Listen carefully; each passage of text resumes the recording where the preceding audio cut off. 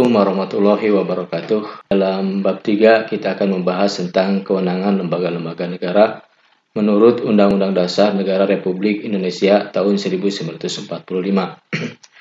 Marilah kita bersama-sama panjatkan puji dan syukur atas nikmat yang telah diberikan oleh Tuhan Yang Maha Esa kepada kita. Pada pokok bahasan ini, kalian akan mempelajari bab 3. Setelah mempelajari bab sebelumnya, tentu pengetahuan dan pemahaman kalian semakin meningkat. Pada bab ini, kalian akan diajak untuk memahami kewenangan lembaga-lembaga negara berdasarkan Undang-Undang Dasar Negara Republik Indonesia tahun 1945. Kewenangan lembaga-lembaga negara menurut Undang-Undang Negara Republik Indonesia tahun 1945. Tahukah kalian gambar apakah itu?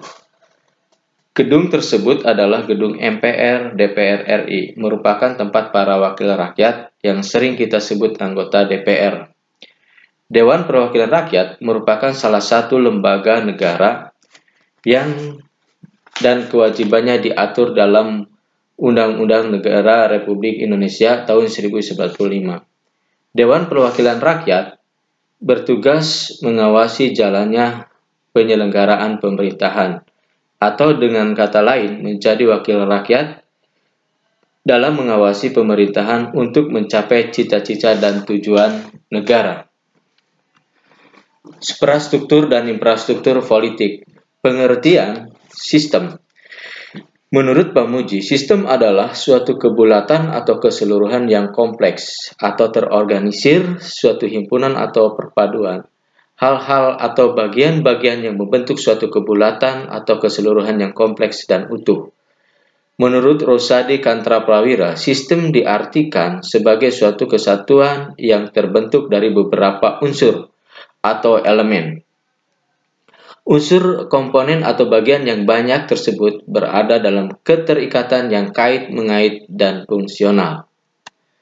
Pengertian sistem. Sistem adalah suatu kesatuan dari unsur-unsur pembentukannya, baik yang berupa input, masukan, atau output hasil, yang terdapat dalam lingkungan dan di antara unsur-unsur tersebut terjalin suatu hubungan yang fungsional.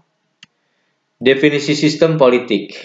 Menurut David Easton, menyatakan bahwa sistem politik merupakan seperangkat interaksi yang diabstraksi dari seluruh perilaku sosial melalui nilai-nilai yang dialokasikan secara otoritatif kepada masyarakat. Menurut Robert A. Dahl, menyimpulkan bahwa sistem politik mencakup dua hal, yaitu pola yang tetap dari hubungan antar manusia, kemudian melibatkan sesuatu yang luas tentang kekuasaan, aturan, dan kewenangan.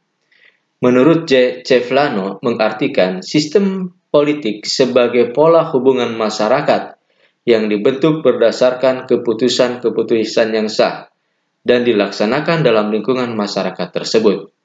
Menurut Rusadi Kantraprawira berpendapat bahwa sistem politik merupakan berbagai macam kegiatan dan proses dari struktur dan fungsi yang bekerja dalam suatu unit dan kesatuan yang berupa negara atau masyarakat. Ciri-ciri sistem politik. 1. Memiliki tujuan.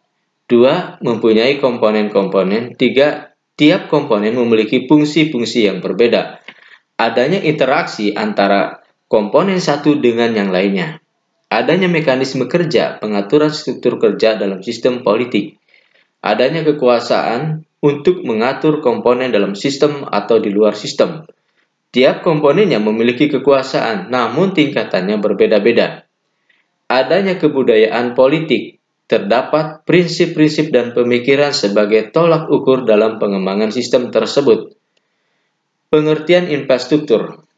Infrastruktur politik adalah kelompok-kelompok kekuatan politik dalam masyarakat yang turut berpartisipasi secara aktif. Kelompok-kelompok tersebut dapat berperan menjadi pelaku politik, tidak formal untuk turut serta dalam membentuk kebijaksanaan negara. Infrastruktur politik di Indonesia meliputi keseluruhan kebutuhan yang diperlukan dalam bidang politik, dalam rangka pelaksanaan tugas-tugas yang berkaitan dengan proses pemerintahan negara. Klasifikasi kekuatan infrastruktur politik. Partai politik yaitu suatu organisasi politik yang dibentuk oleh sekelompok warga negara Indonesia secara sukarela atas dasar persamaan kehendak dan cita-cita untuk memperjuangkan kepentingan anggota, masyarakat, bangsa, dan negara melalui pemilihan umum.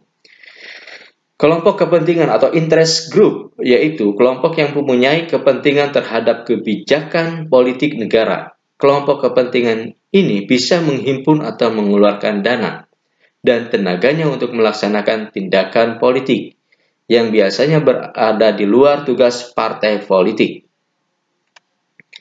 Kelompok penekan pressure group yaitu kelompok yang bertujuan mengupayakan atau memperjuangkan keputusan politik yang berupa undang-undang atau kebijakan publik yang dikeluarkan pemerintah sesuai dengan kepentingan dan keinginan kelompok mereka.